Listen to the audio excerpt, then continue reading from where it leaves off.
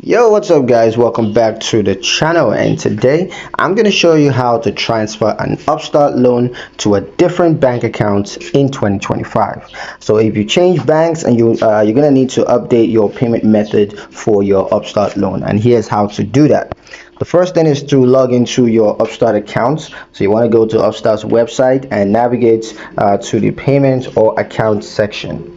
So log into Upstart on www.upstart.com, log into your account, and then navigate to the payments or the account settings section.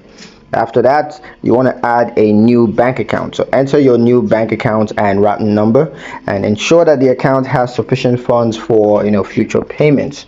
Third is to set the new account as your primary payment method. So go ahead and select your new bank account and confirm it as your default payment option.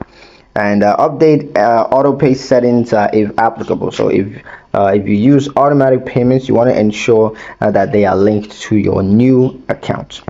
You could also make a manual payment if needed. So if your next payment is due soon, you want to consider making a one-time payment to avoid any potential issues.